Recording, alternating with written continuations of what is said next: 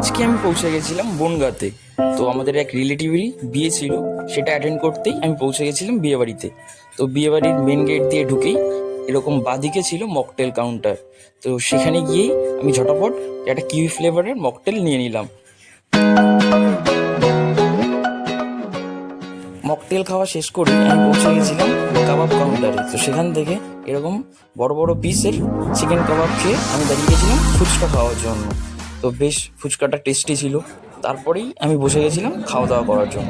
তো এখানে প্রথমেই আমাকে দিয়ে দিয়েছিল রুমালি রুটি আর চিকেন ভর্তা। তো সেটা খেতে খেতেই তারপরে এসে ভেজ ডাল, চিপস আর দিয়ে গেল। তো সেটা খেতে খেতেই আবার চলে এসেছিলো আমার ফেভারিট ভেটকি মাছের পাতুরি।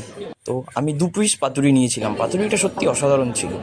তারপর ঝাল ঝাল মটন খাওয়ার পর এরকম মালাই চমচম দিয়ে গেছিলো, সেটা খেয়েই আমি চলে গেছিলাম আইসক্রিম কাউন্টারে। আইসক্রিম খেয়ে শেষ পাতে মুখে একটা পান গুজে আনন্দের সাথে লাস্ট ট্রেন ধরে আমি বাড়ি ফেরার জন্য রওনা হয়ে গেছিলাম। তো আজকের ব্লগ এখানেই শেষ হলো।